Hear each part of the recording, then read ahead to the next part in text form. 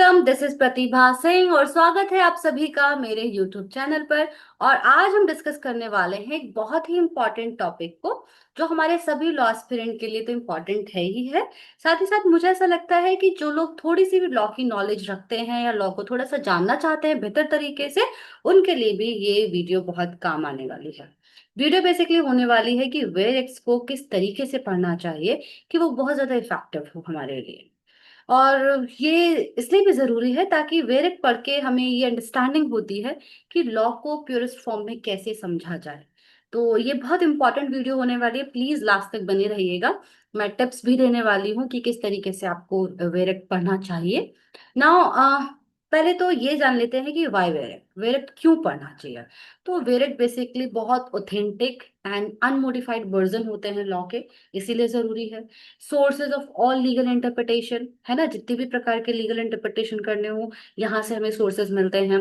Exams के लिए, judgement के लिए, प्रैक्टिकल लॉयरिंग के लिए बेसिकली हमें हेवीली रिलाई करना होता है ऑन द वेरिक्स। ये सेकेंडरी इंटरप्रिटेशन करके जो एरर्स हो सकते हैं उनको अवॉइड करने वाली अप्रोच होती है। इसी वजह से वेरिक्स का पढ़ना समझना जरूरी है। नाउ कमिंग ऑन, वेरिएक्ट होते क्या हैं, राइट। हो सकता है कि आप में से काफी सारे बच्चों को ना पता हो कि व्हाट आर वेरिएक्ट। तो वेरिएक्ट बेसिकली लेजिस्लेटिव टेक्स्ट होते हैं विदाउट एनी कमेंट्री और एक्सप्लेनेशन। वेरिएक्ट्स के अंदर basically title, preamble, chapters, sections, schedules अगर कुछ हैं तो, अमेंडमेंट्स, ये सारी चीजें होती हैं और ये गवर्नमेंट ऑफ इंडिया के द्वारा पब्लिश की जाती हैं। Now coming on the common mistakes कि हम वेरिएक्ट पढ़ते समय किन कॉमन मिस्टेक्स को करते हैं। सबसे पहली बात, हमने अक्सर सुना होगा कि जो चीज हमें थोड़ी सी कंफ्यूजिंग लगे उसको स्टोरी लाइन की तरह पढ़िए, स्टोरी बुक की तरह पढ़िए। बट वेरिएक्ट के केस में ऐसा नहीं है। आपको वेरिएक्ट्स को स्टोरी बुक की तरह नहीं पढ़ना है, इग्नोर करना। ये सबसे बड़ी गलती है कि हम पंचुएशंस को, जो सिंबल्स लगे होते हैं, जो कॉमा है या फुल स्टॉप है या फिर इनवर्टेड कॉमास हैं, हाईलाइट करके लिखा हुआ है, बोल्ड या फिर इटैलिक करके लिखा हुआ है, इलस्ट्रेशंस को हम इग्नोर कर देते हैं, पंचुएशंस को इग्नोर कर देते हैं। This one of the biggest mistake in reading any bare act. स्किप करना डेफिनेशंस को, चेकआउट नहीं करना कि कौन से लेटेस्ट अमेंडमेंट हुए हैं। एज यू एवरीवन नो कि लॉ बहुत डायनामिक है इन नेचर। मैंने आज जो पढ़ा, आज रात जो पढ़ा, हो सकता है कि कल मॉर्निंग तक भी, मैं बहुत लंबे टाइम पीरियड की भी बात नहीं कर रही, चेंज हो जाए। Because law is very dynamic, society के नीड्स के हिसाब से चीजें बदलती रहती हैं और सोसाइटी की नीड्स भी बहुत जल्दी सी बदल सकती हैं। तो ये बहुत बड़ा मिस्टेक होता है जब हम वेरिएक्ट पढ़ते हैं कि हम लेटेस्ट अमेंडमेंट्स को चेकआउट नहीं करते और वो अपने वेरिएक्ट में ऐड ऑन नहीं करते। कंफ्यूजिंग प्रोविजंस को या एक्सेप्शंस को एक स्किप कर देना, ये सोच के कि ये तो कोई काम की चीज नहीं है ना। तो these are the common mistakes जो हम वेरिएक्ट पढ़ते समय कर सकते हैं, इनसे हमें बचना है। और अब हम देखें कि हम क्या चीज करें, स्टेप बाय स्टेप ऐसी कौन सी चीजें करें जिससे हम वेरिएक्ट को अच्छे से पढ़ें। तो स्टेप बाय स्टेप हम समझेंगे। The very and our very first step, हमें सबसे पहले किसी भी वेरिएक्ट के टाइटल को और प्रियम्बल को बहुत सावधानी से पढ़ना चाहिए। क्योंकि टाइटल को और प्रियम्बल को पढ़ने से हमें उस पर्टिकुलर वेरिएक्ट के पर्पस और उसके स्कोप को समझने में आसानी होती है। हमें पता चलता है कि इस वेरिएक्ट को किस पर्पस के लिए बनाया गया है और ये किन लोगों के ऊपर और कहाँ तक एप्लीकेबल है। सेकेंड स्टेप में हमें गो थ्रू करना चाहिए सभी डेफिनेशंस को, अगर किसी एक्ट के अंदर हम पढ़ रहे हैं तो। बिकॉज उन्हीं डेफिनेशंस को आगे किसी सेक्शन में इस्तेमाल किया होगा और अगर हम आगे तुरंत सेक्शन में चले जाएंगे तो शायद वो डेफिनेशन ना पढ़ने की वजह से उस सेक्शन में समझ ना आए। बेसिकली जो डेफिनेशंस होती हैं वो ज्यादातर एक्ट्स में सेक्शन 2 होती है यूजुअली, और इसी वजह से इसे इंटरप्रिटेशन क्लॉज भी कहा जाता है। सेक्शन 3, सॉरी, स्टेप 3 पे बेसिकली हमें किसी भी सेक्शन को अगर हम पढ़ रहे हैं तो एक बार में एक सेक्शन को पढ़ना चाहिए और फोकस करना चाहिए बेसिकली कीवर्ड्स पे, पंक्चुएशंस पे और स्ट्रक्चर पे। मेन क्लॉज पे, प्रोविज और एक्सप्लेनेशन कि वो किस तरीके से दे रखे हैं, उस सेक्शन में कौन सा कीवर्ड है, पंक्चुएशन क्या है, स्ट्रक्चर किस तरह से है। Now, coming on the fourth step, that is identify elements in the section. Identify करना। Now, this is हालांकि स्टेप 4 है, but very important step for understanding। हमें खुद से सवाल करना है कि इस पर्टिकुलर सेक्शन जिसको मैंने पढ़ा उसमें सब्जेक्ट क्या है ना। सब्जेक्ट मतलब विषय वाला नहीं, कि किसके लिए है और किन कंडीशन पर एप्लीकेबल होगा, और साथ ही साथ पेनल्टी या फिर रेमेडीज कौन कौन सी रहने वाली हैं। और हो सकता है कि पेनल्टी या रेमेडी ना भी दे रखी हो, बट अगर दे रखी है किसी सेक्शन में तो आपको वो भी गो थ्रू करनी है। Now coming on the things और टिप्स कि कैसे हम मास्टर कर सकते हैं वेरेक्ट को, तो these are the few tips जो मुझे लगता है कि इफेक्टिवली वर्क करेंगी। इसके अलावा आपको भी कुछ ऐसा लग सकता है कि ये भी एड ऑन करके हम इफेक्टिव वर्क कर सकते हैं, तो आप कमेंट में प्लीज लिख दीजिएगा। बेसिकली हमें सबसे पहले हाईलाइट करने हैं इंपॉर्टेंट टर्म्स को जिस भी सेक्शन को हम पढ़ रहे हैं। फ्लो चार्ट से या माइंड मैप से हमें पढ़ने की कोशिश करनी है। ब्रेक डाउन करना है सेक्शंस को इनटू स्मॉल क्लॉजेस और स्मॉल सेक्शन। हमें कुछ शब्द सेक्शंस में दे रखे होते हैं शॉल में, इन तरह के शब्दों को बहुत अच्छे से समझना है। केस लॉस अगर उस सेक्शन से रिलेटेड है और प्रैक्टिकल अप्रोच वाला क्वेश्चन है तो उस केस लॉस को हमें पढ़ना है, ताकि हमें उसकी एप्लीकेबिलिटी पता चले और हमें पता चले कि इस सेक्शन का प्रैक्टिकल यूज किस तरह से किया जाएगा।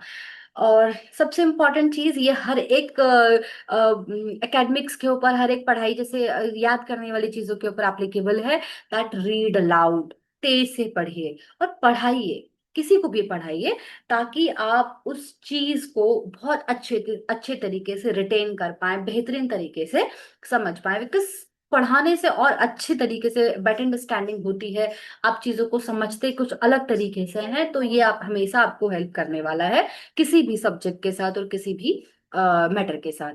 नाउ एक और जो हमें चीज ध्यान में रखनी है कि हम वेरेट को पढ़ किस पर्पज से से रहे हैं, क्योंकि पर्पस के हिसाब से भी पढ़ने का तरीका बदल जाता है।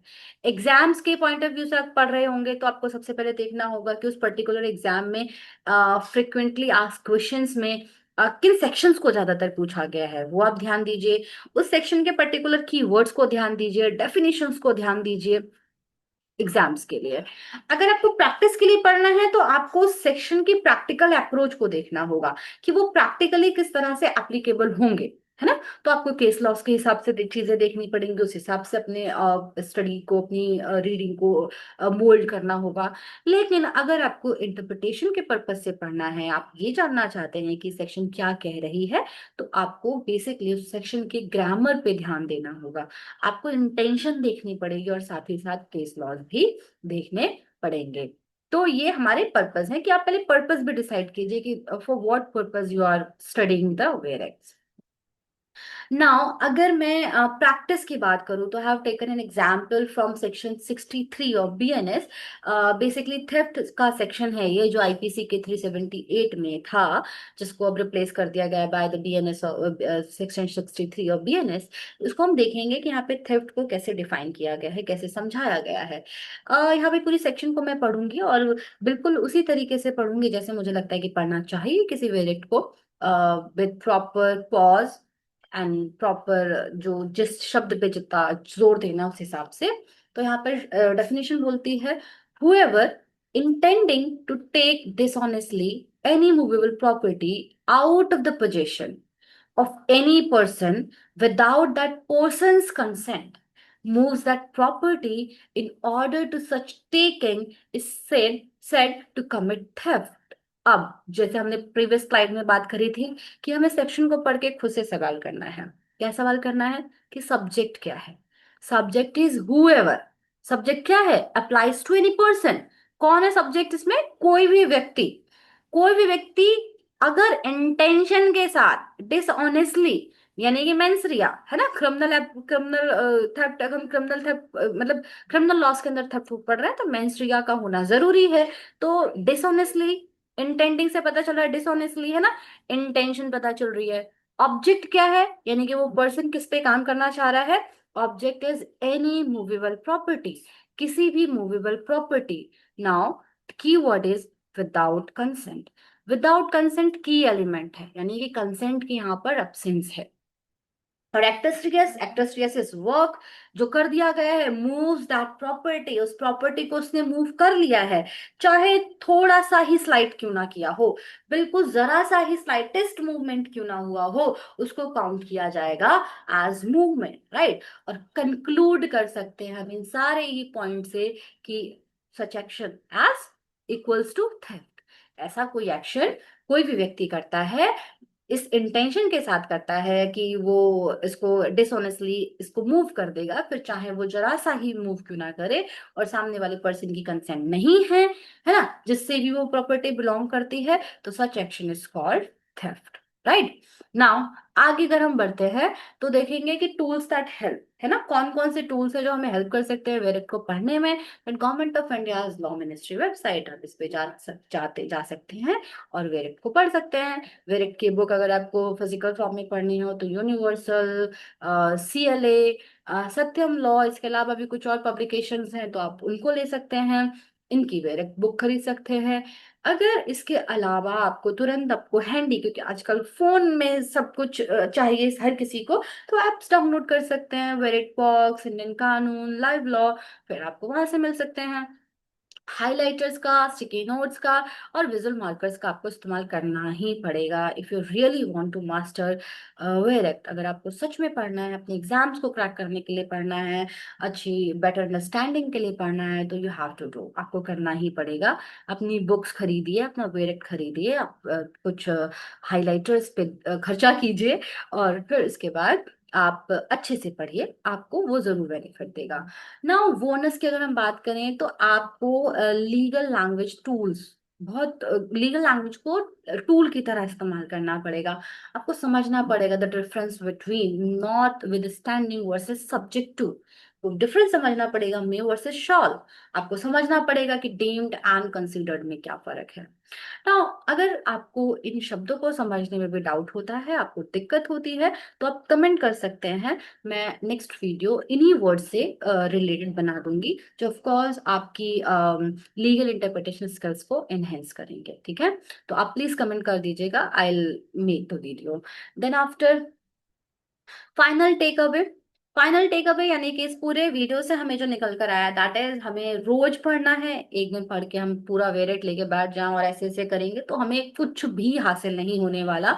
रैंडम पढ़ने से कुछ नहीं होता, हमें रोज पढ़ना होगा, चाहे हम 2 पन्ने पढ़े, वो एक ह्यूज डिफरेंस क्रिएट करेगा। बट आप एक दिन में 200 पन्ने पढ़ के कभी भी बड़ा डिफरेंस क्रिएट नहीं कर सकते। आप बल्कि अगले 2 घंटे में सब भूल जाएंगे, है ना। आपको कॉम्प्लेक्सिटी से नहीं डरना है, उसको ब्रेक डाउन करना है। आपको समझना है कि सब्जेक्ट क्या है, ऑब्जेक्ट क्या है, कंटेंट इसमें क्या था, इस तरह की चीजों को समझना है, जैसे अभी हमने प्रैक्टिस एग्जाम्पल में देखा। वेर इस अप्रोच के साथ और इस कॉन्टेक्स्ट के साथ पढ़ना है कि लॉ की बैकबोन होते हैं वेरेक्ट। और अगर आप सच में लॉ पर अपनी अच्छी कमांड चाहते हैं तो बैकबोन का मजबूत होना बहुत जरूरी है। वेरेक्ट वैसे ही आपके साथ काम करने वाले हैं। स्टार्ट विद वन एक्ट, कोई भी एक एक्ट उठा लीजिए, PNS, contract, Hindu law, constitution, किसी को भी उठा लीजिए और उसके साथ कंसिस्टेंट रहिए। रोज पढ़िए, थोड़ा पढ़िए बेशक, लेकिन रोज पढ़िए। स्टिकी नोट्स इस्तेमाल कीजिए, हाईलाइट इस्तेमाल कीजिए, आपको वो बेनिफिशियल रहने वाला है।